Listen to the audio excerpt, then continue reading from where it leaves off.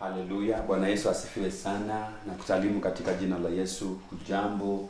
Natumai kwamba Mungu amekuhifadhi na amekulinda na amekusaidia. Na hivi sasa najua kwamba pia una sababu la kumshukuru Mungu. Najua kwamba unaendelea vizuri, najua kwamba mambo ni mengi unapitia mazuri na ingine ni yale mengine, lakini tunatiwa moyo na neno la Mungu kwamba sisi hatuna matatizo lakini tuna challenges. We don't have problems, but we have challenges in life. But I know that with God everything is possible. Tunapomwamini Mungu tunashinda majaribu, tunashinda misukosuko ya maisha. We overcome those challenges. Na najua kwamba hiyo challenge ambayo unaipitia inaitwa changamoto. Najua kwamba bado unatokelezea ukiwa mshindi. Mungu akubariki sana kwa kuchagua na kutazama JTV pamoja na kusikiliza Judah Radio. Mungu akubariki sana pia wewe unayeangalia kwa mitandao za kijamii, Facebook, JTV Kenya. Ukiangalia pale Facebook, kwa friend wa Facebook, like na kila message itakuwa sehemu ya kwako. Pia tuko katika YouTube, unaweza angalia pale YouTube JTV Kenya. Utaona pia kuna jumbe ziko pale zitakusaidia, zitakujenga imani na zitakutia moyo, na najua kwamba Mungu atakuwa anazidi kutubariki kwa pamoja. Asante sana. Mimi naitwa Pastor Wycliffe. Nataka kuchukua nafasi hii ili kwamba tukaweze kuomba pamoja. Ni nafasi tu ambayo tunapenda kuomba, maana maombi ni kuongea na Mungu wetu. Ni vizuri wakati mwingi ambapo unaweza kuchukua ya kufanya maombi. It's just good to pray, and kukawa na mtu wa kuomba, basi yupo Mungu mwenye kuyajibu maombi ambayo mtu huyo anaweza kuyaomba. Kwa hivyo ndio maana niko hapa tukaweze kuomba pamoja na wewe popote ulipo. Kwa hivyo, na kabla tuombe tu, ni vizuri kupata kuelewa neno la Mungu la wakati huu naweza kutusaidia vipi ili tukaweze kuomba kulingana na neno la wakati huu. Maana kila wakati Mungu anaongea na kila wakati kuna watu wa kusikiliza Mungu anasema nini. Inakuwa vizuri kile neno Mungu ameweka katika moyo wa mtu kulitafakari na kuweza kusoma, ama kutafakari na kuweza kupambanua wakati Mungu anasema nini. Kwa hivyo nataka tu nisome neno na kisha tutakuwa tunaomba. Lakini kabla ya hapo, acha nianze kwa neno la maombi. Baba wa milele, mfalme wa ajabu, tunakushukuru na tunalibariki jina lako kwa sababu wewe ni mwema. Tunakushukuru Bwana kwa sababu ya matendo yako makubwa. Wewe umekuwa mwaminifu kwetu. Siku zimepita, siku nyingi tumekuona ukitutendea mema, na hata leo tunajua ya kwamba bado uko pamoja na sisi kutusaidia. Pamoja na changamoto tunazozipitia, pamoja na hali zote watu wako wanazipitia, pamoja na hali zote Bwana watazamaji wangu wanazipitia na wasikilizaji wangu, ninaomba ya kwamba Bwana unatoa neno kwa ajili yetu sote. Tunajua ya kwamba makusudi yako siku zote ni kutufanikisha, na ndiyo maana bado tumekutegemea, ndiyo maana bado tunakuhitaji, na ndiyo maana bado tunakungojea. Asante maana haujawahi chelewa, na Bwana haujawahi kuaibisha watu wako. Tunalibariki jina lako na kusema Bwana pokea sifa na hata utukufu. Sema nasi Bwana na ukatusaidie kwa utukufu wa jina lako. Kwa jina la Yesu naomba na pia tunashukuru, na mtu wa Mungu aseme amen. Haleluya. Nataka nisome kitabu cha Isaiah chapter number 1 verse number 17, 18, 19. Hallelujah. Verse number 17, 18, 19. Maandiko inasema hivi, mstari wa 16 inasema, jiosheni, jitakaseni, ondoeni uovu wa matendo yenu, usiwe mbele za macho yangu. Acheni kutenda mabaya. 17. Jifunzeni kutenda mema. Takeni hukumu na haki. Haleluya. Wasaidieni walioonewa, mpatieni yatima haki yake, mtendeeni mjane. Mteteeni mjane. Verse number 18. Haya, njioni tusemezane, asema Bwana. Dhambi zenu zitapokuwa nyekundu sana, zitakuwa nyeupe kama theluji. Zitapokuwa nyekundu kama bendera, zitakuwa kama sufu. 19. Kama mkikubali na kutii, mtakula mema ya nchi. Bali kama mkikataa na kuasi, mtaangamizwa kwa upanga, maana kinywa cha Bwana kimenena haya. Haleluya. Na Bwana alibariki andiko. Haleluya. Maandiko inasema mambo kadha wa kadha pale, na vile Mungu anataka kujihusisha na mwanadamu, vile Mungu anakubali kukua karibu na mwanadamu, vile Mungu anakubali kurejelea mwanadamu, vile Mungu anachagua tena kurejelea maisha yake ya ukaribu na mwanadamu. Ni mambo mingi sana yameishi kuonekana katika nchi ya walio hai. Kuna mambo mengi Mungu ametarajia kutuyafanya katika nchi ya walio hai, lakini anapotazama anaona kuna vile haiko vile amekusudia. Lakini maandiko inasema njooni. Njooni, anatuita bado tuweze kuenda kuzungumza naye, maana yeye ni baba anayetupenda. Nataka niongee kuhusu ukweli wa moyo, the truth of the heart. Ukweli wa moyo. Mara nyingi watu wanasema ukweli wao, lakini ni ukweli wa mawazo, ni ukweli wa fikra zao, ni ukweli wa kile wanawazia tu, lakini si ukweli wa moyo. Maana kuna maamuzi ya akili na kuna maamuzi ya moyo. Watu wengi wana ukweli wa akili, wana ukweli wa hali, ila hawana ukweli wa moyo.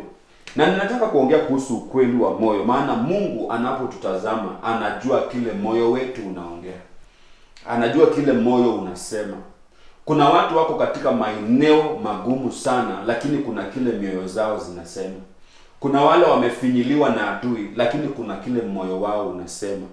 Na nataka kuongea na mtu wa Mungu kwamba kama bado ndani yako kuna tumaini, ni kwamba wewe popote ulipo kuna tumaini kwa ajili yako.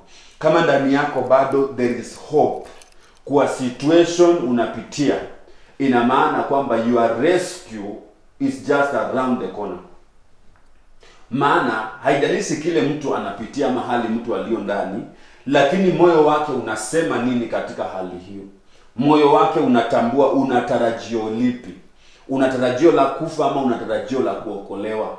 Maandiko inasema kila anayelitia jina la Bwana ataokolewa. Najua kwamba katika hali zote mtu anapitia, kuna kile moyo wa mtu unasema. Wakati umefurahi sana, kuna kile moyo wako unasema. Kama ni ujanja wako na ujuzi umekusaidia kufurahia vile. Na pia kama wakati mtu ako down, vile watu wanasema that I'm down, pia kuna kile moyo wa mtu unasema. Lakini kile mtu moyo wako unasema ndio kina attract your rescue, ama kina attract the help from above. Ndani ya mtu kunafaa kusalia tumaini. Najua kuna hali nyingi sana, na nataka kuomba Mungu anaenda kutusaidia kila mmoja katika hali ambazo unazipitia. Lakini nakuomba tu ndani yako kubakie na tumaini. Ndani yako kubakie tu na hope ya kwamba Mungu hajakusahau. Ndani yako kubakie tu na tumaini ya kwamba wakati wowote kuanzia saa hii Mungu anaweza tumanisha msaada wa kiungu katika maisha yangu, katika hali unayoipitia. Just know, na kuomba tu usipoteze tumaini, usipoteze ile matarajio ya kwamba anytime from now God is gonna send help from above for my rescue. Maana ni mambo mengi sana ambayo yako. Mali tumesoma, unaona kwamba watu hawa Mungu anawaongelesha kwa kinywa cha nabii Isaya. Wametembea mbali na ni watu ambao walikuwa wanajulikana ni watu wa Mungu. Ukisoma pale juu from verse number 1 ukiendelea, maana nimeanzia verse number 16. Maandiko inasema kwamba watu hawa ni watu walikuwa wanaabudu Mungu. Wanakusanyika, wanamletea Mungu sadaka, wanaletea Mungu dhabihu, wanaletea Mungu kila kitu. Lakini Mungu akiwaangalia hawaoni vizuri. Mungu akiwaangalia ana maswali na wao. Na ikaendelea kwa kipindi hadi Mungu hakupenda tena dhabihu zao. Hapo juu anasema nani aliwaambia sasa ninahitaji hizo dhabihu zenu za kuteketeza? Anaambia ni nani aliwaambia sasa ninahitaji manono? Unanileteaje manono wakati moyo wako umejaa dhulma na mtu mwingine? Utanileteaje manono wakati ambapo wewe haujali kuhusu wajane? Widows are crying and you are just there looking at them. Orphans are suffering. na wewe unaendelea kuniletea uwajali wale. Mtu wa Mungu, ukweli wa moyo ni ule ukweli ambao mtu anaongeza na matendo, sio tu maneno. Ukweli wa moyo ni kwamba wakati ambapo Mungu anakuongelesha, inafaa unajiangalia. Unaweza kuwa ni baadhi yetu Mungu anatuongelesha. Watu hawa si kwamba walikuwa waendi church, si kwamba wako wanampenda Mungu, lakini kwa ufahamu wao walikuwa wanafinyilia wajane na wanapeleka sacrifice kwa madhabahu. Wanapeleka dhabihu za kuteketeza. Wanafinyilia yatima, wanapeleka dhabihu za kuteketeza. Wananyang'anya watu mali zao, wanaendelea kumwabudu Bwana. Sasa Mungu akafika mahali kwa kinywa cha nabii Isaya akasema, hapana, lazima kuna kitu mtarekebisha. Hizo dhabihu komesha kwanza. Hizo sadaka zenu sizitaki tena. Si kwamba hazitaki, lakini anazitaka za mtu ambaye amejihoji. Kumbuka kwamba Yesu Kristo akasema kwamba hata unapoleta sadaka zako kwenye madhabahu, na ukumbuke ya kwamba there is something wrong with your brother. Iache pale, nenda ukampate ndugu yako kwanza. So Mungu si ati hataki, lakini hataki ya watu wote. Anataka ya watu wamejihoji, watu wanaelewa, watu wamekubalika na yeye, basi anapokea kutoka kwangu. Na inaleta faida katika maisha yao. Inaleta mafaida katika maisha yao. Kwa nini? Maana mwanzo wamekubalika. Sisi wenyewe tukakubalika mbele za Mungu, dhabihu zetu zinakubalika. Zinakubalika. Unakumbuka wakati Mungu alikuwa anamwambia Kain, wewe ungetenda mema, kwani haungekubalika? Ni kwa sababu Abel Mungu alimkubali kwanza, akakubali sadaka yake. Kain Mungu alimkataa kwanza, akaikataa sadaka yake. Kwa nini alimkataa? Kwa sababu kuna ukweli wa moyo wa Kain na tofauti na kila alitokelezea nacho. Si kila zawadi unapokea ina nia mazuri kwako, lakini naomba upokee zile zina nia mazuri katika jina la Yesu. Kwa hivyo ukweli wa moyo, Mungu akawa anamwambia, Mungu akawa ananena na watu kwa kinywa cha nabii Isaya, ambaye ananena na sisi leo, ya kwamba kuna vitu kasoro na nyinyi. There are things with you which are not right, and you need to correct them before you come before me. Before you sacrifice, you need to correct them, you yourselves. Na ukiangalia verse number 16 anasema, jiosheni, jitakaseni. Jiosheni, jitakaseni. Hivyo ndio vile Mungu anasema, jiosheni, jitakaseni. Sasa inakuaje na tumekuwa tunatoa sadaka, tumekuwa tunakuja kanisani? Kuna ukweli wa moyo ambayo Mungu anafuatilia. Mtu wa Mungu, ni vizuri kujielewa na kuelewa Mungu anapenda nini na Mungu hapendi nini.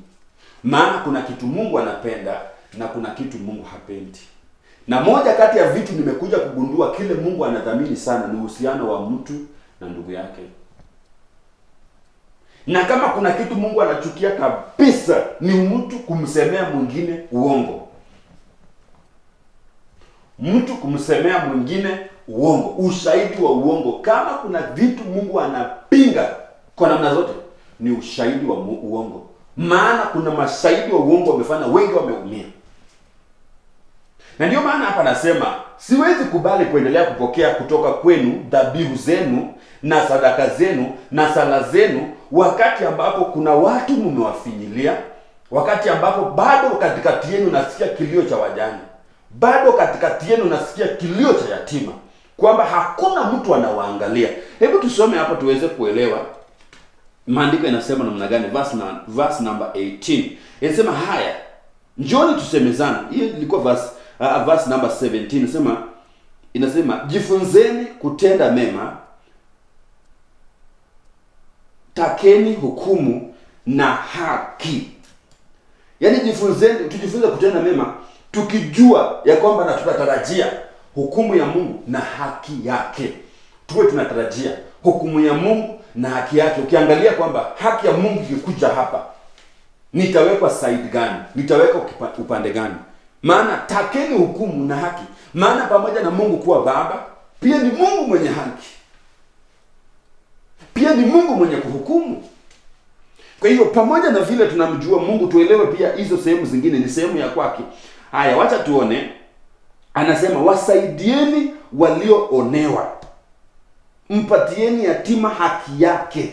Wasaidieni walioonewa. Kuna watu wameonewa na tunasema kwa sababu hawawezi kujitetea shauri yao, kwa sababu hawana godfather shauri yao, kwa sababu hawana mtu kwa government shauri yao, kwa sababu hawana mtu anaweza kuwasaidia kipesa shauri yao. Watu wamedhulumiwa, watu wameonewa, lakini uko katika nafasi unaweza ukamtetea, but you are just there sitting down watching them suffering. Ukisema mimi am innocent, you are not innocent. Position ile huko Mungu anakutarajia uwasaidie wanaoonewa. Wanaoonewa Mungu anajua wewe ndio uko pale, ungeweza kuwasaidia. Kuna watu wameshtakiwa. There are people who have been accused wrongly, and right now they are in jail. Lakini kulikuwa na mtu angeweza kusimama pale aseme mtu huyu ameonewa. Mungu anaangalia. Umewacha mtu ameonewa, ungeweza kumsaidia, kisha unapeleka dhabihu. Mungu anasema sitaki. Yatima, maandiko yanasema wapatiane yatima haki yake. Haki ya yatima ni gani? Haki ya yatima ni gani? Wewe ni mtoto wa Mungu na Mungu anasema yeye ni baba ya yatima. Inamaanisha pia yatima ni watoto wa Mungu. Unawaangalia aje? Unawatunza vipi? Je, wamewahi kuwa karibu na wewe? Uliwafanyia nini?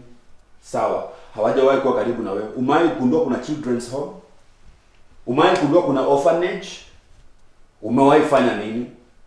Na kuombea katika jina la Yesu, hata kama ulifanya mara ya kwanza, neema hiyo irudi kwako. Yule roho alikushawishi kwenda pale, naamini bado yuko, aizidi kukusaidia. Maana watu wa Mungu, kuna vitu ambavyo sisi tumetenda dhambi moja kwa moja, lakini tumeangalia watu wakadhulumiwa, watu wakaonewa na tukaachilia. Kuna yatima ambayo wameumia tukiangalia. Maana yanasema wapeni yatima haki yao. Na nani anajua haki za yatima? Make sure that wale wako karibu na wewe, kwa uwezo Mungu amekusaidia, umekuwa baraka kwa wao. Umewatunza. Sio wakuwasuta tu. Umewasaidia kwa kiwango chako. Hakikisha wako salama. Hakikisha wamekula. Maana Mungu anawaangalia. Mungu anawatazama. Na sehemu moja ya Mungu kupokea ibada zetu ni vile tunawaangalia watu hawa na kuwashughulikia. Maandiko yanasema mteteeni mjane. Kila mahali wajane huteswa tu. Kila mahali mjane yule ambaye hana pesa zake, hana mali yake. Yaani mjane yule ambaye hayuko kwa kiwango fulani ya maisha, wao wanaumia. Wengi wamenyang'anywa vitu zao baada ya kuondokewa na waume zao. They are just there. Lakini kuna uongozi pale, mbali na hata uongozi kuna jirani pale, haizi sema kitu. Hawezi mtetea. Hawezi ingilia kati. Kwa sababu wanajali nikiingilia kati watu hao watasema nini? Sio kuhusu watu hao watasema nini, Mungu atasema nini. Maandiko yanasema wateteeni. Na ukiangalia hizi vitu ndio Mungu amezihesabu akasema mnapoinua mikono zenu mbele zangu sitaziangalia, nitaangalia kando. Kwa nini? Mikono zenu zimejaa damu.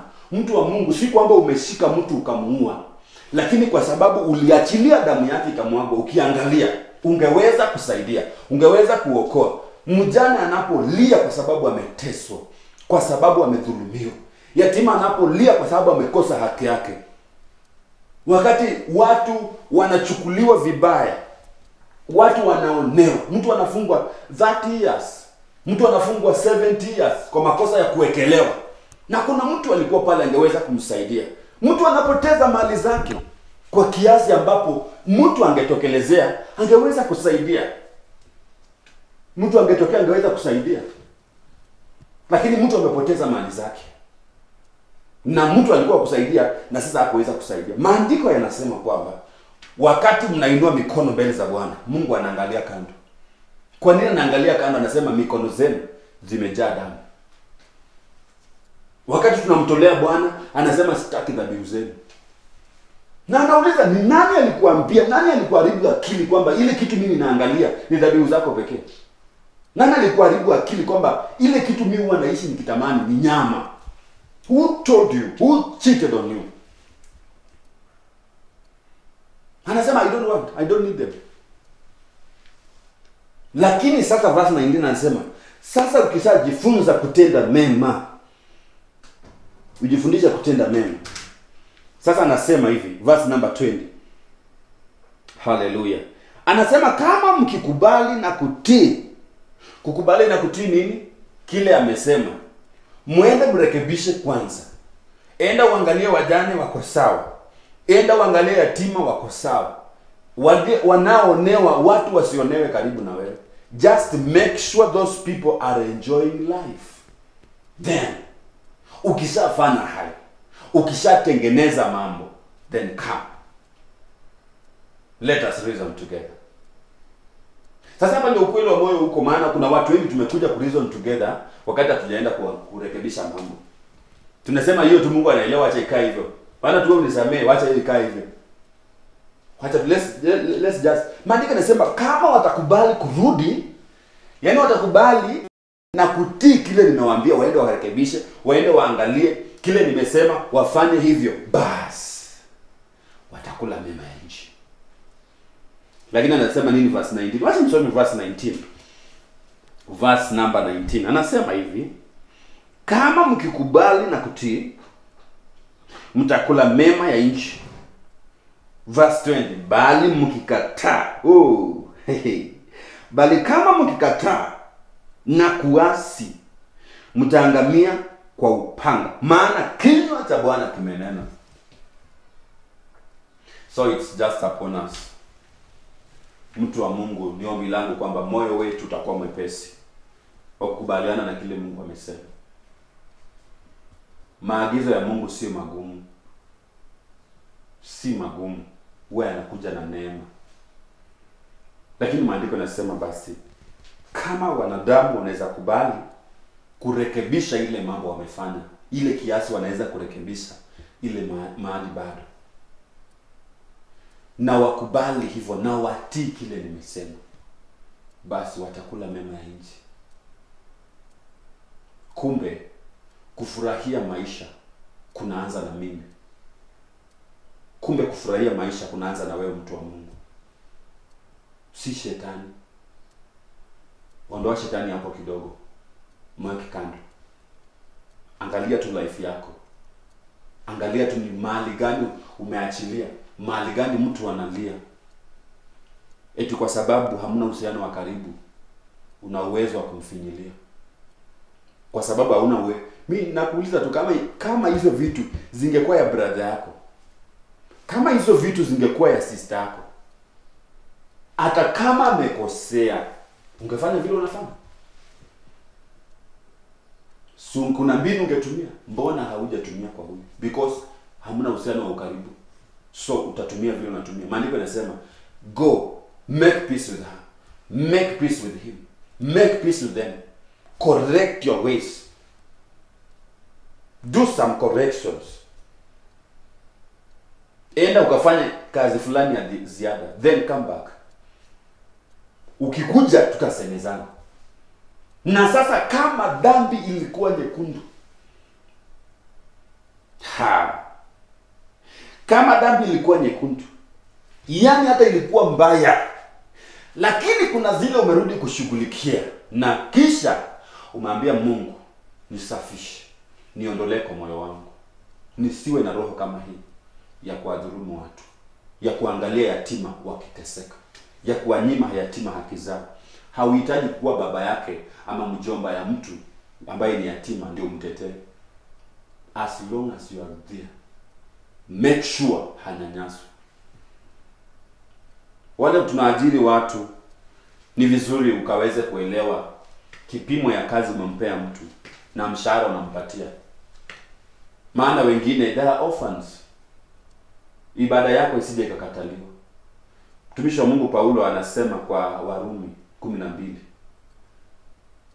mstari wa kwanza ya kwamba, na wasii ndugu zangu kwa huruma zake Mungu, itoeni miili zenu iwe dhabihu takatifu yenye kumpendeza Mungu.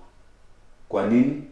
Ili ibada yenu iwe ibada yenye maana Maana kuna ibada zisizo na maana mbele za Mungu, na zingine ni kama hizi: watu hawajatoa mioyo zao, hawajamimina, hawajatoa miili zao, hawajazikosa kuzihusisha kwa vitu za kuwaumiza wengine, lakini wamekuja na ibada. Mungu anasema anaangalia kando.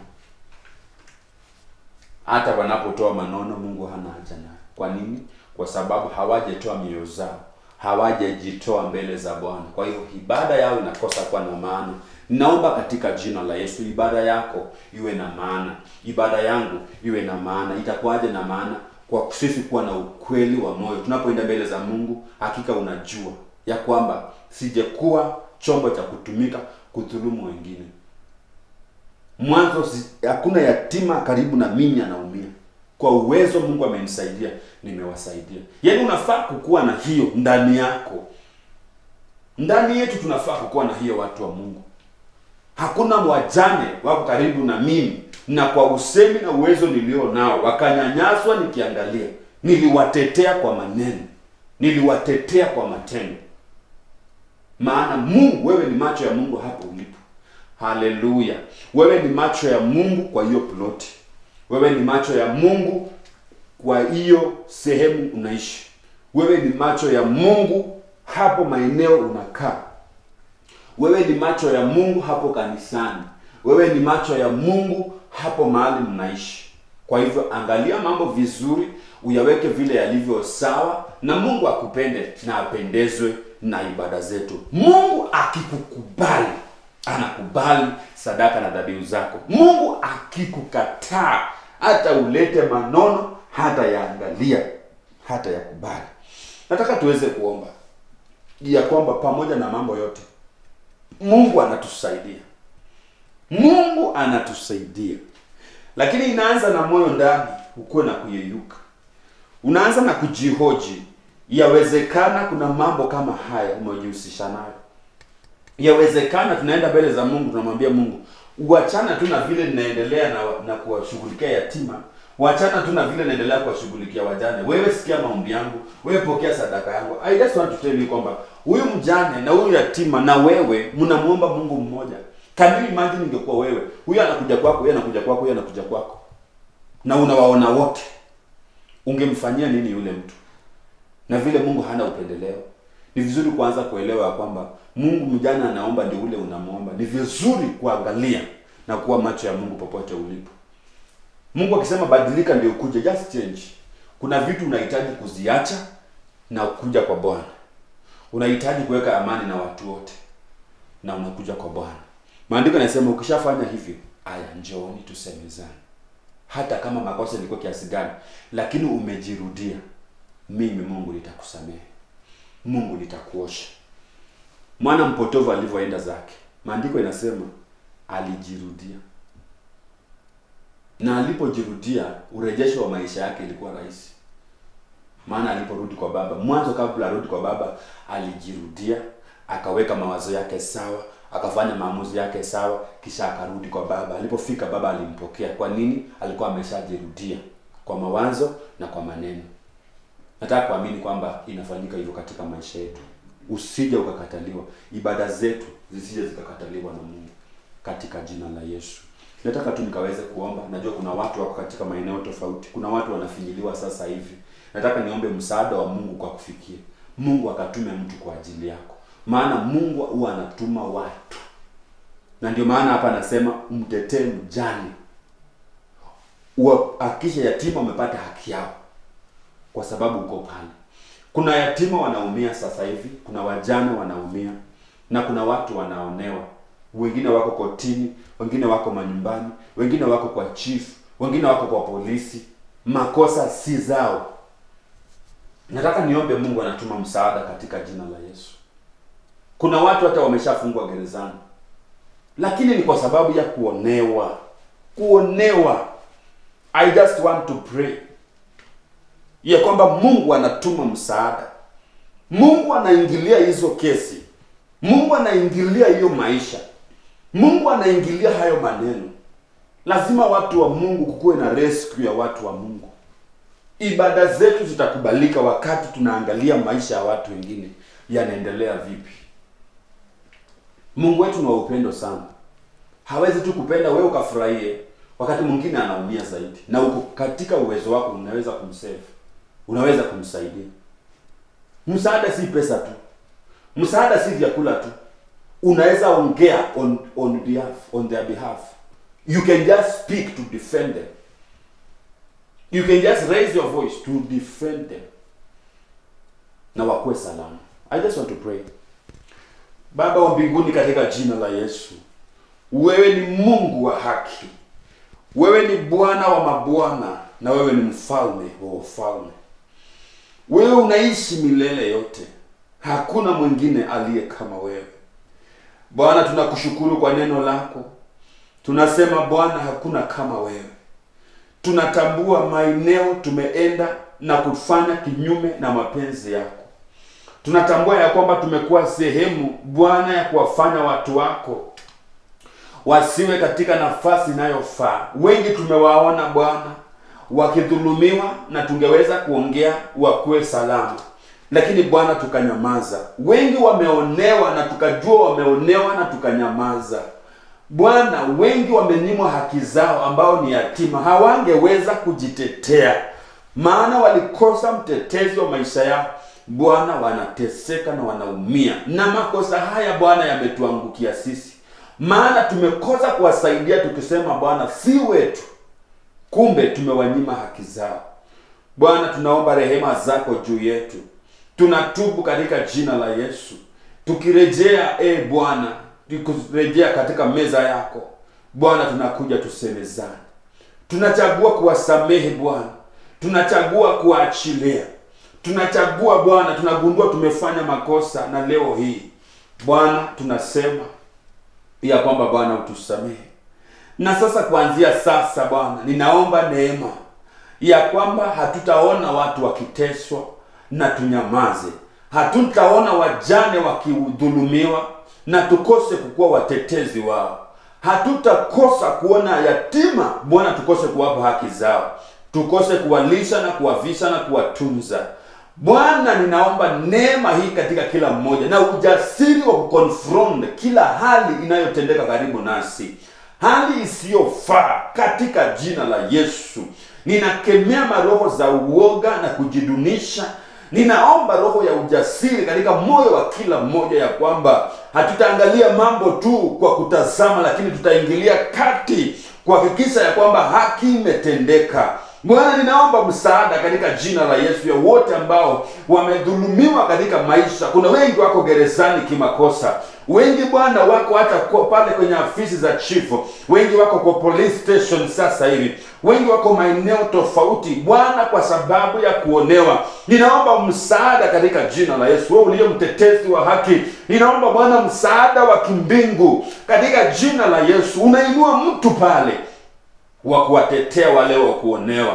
Bwana, ninaomba Bwana, kuna watu ambao ni wajane, wamefukuzwa hata wakiwa na watoto katika boma zile, baada ya kuondokewa na waume zao. Ninaitisha msaada wa kimbingu ya kwamba Bwana, pale panakuwa na mtu aliye na ujasiri wa kusimama na kusema haitawezekana kuwa jinsi ilivyo, ya kwamba Bwana, ninaitisha msaada katika maisha yao kwa jina la Yesu. Hawatadhulumiwa na kuteswa, hawatahangaishwa na adui katika jina la Yesu Kristo. Ninaomba ya kwamba Bwana, msaada wako unawashukia popote watu wako wanadhulumiwa, popote watu wako Bwana wananyimwa haki zao, popote Bwana kuna machozi.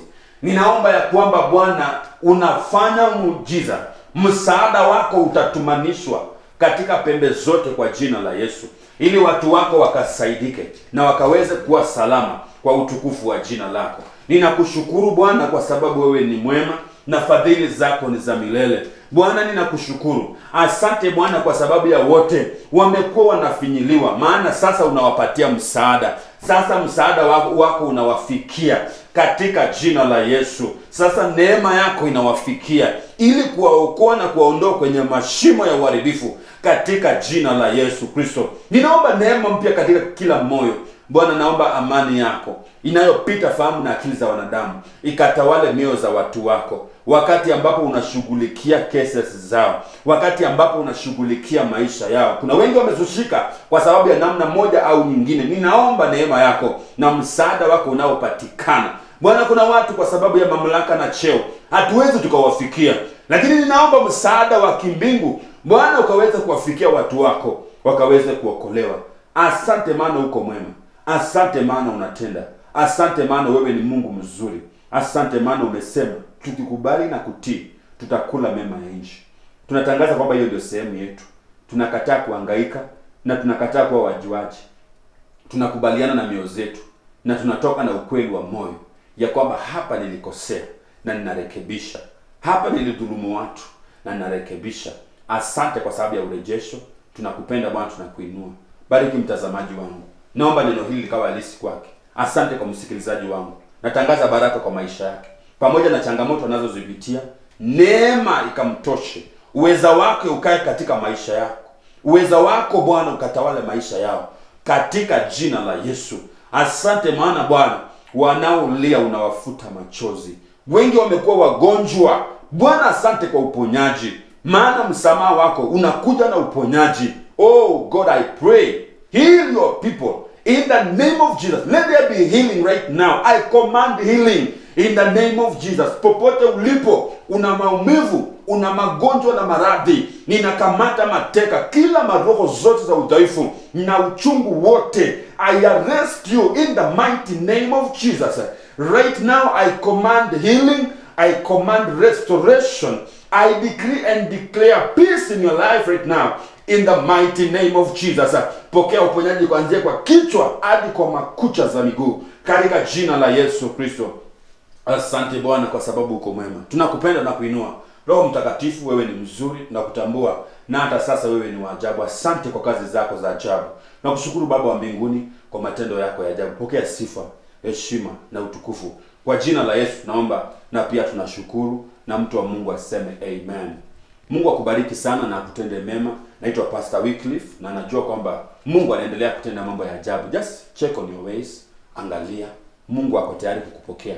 Mikono za Baba tayari ziko wazi kwa ajili yako, lakini jirudie, jirekebishe, then urudi. Maandiko yanasema kwa kubali na kutii hiyo utakula mema ya nchi. God bless you.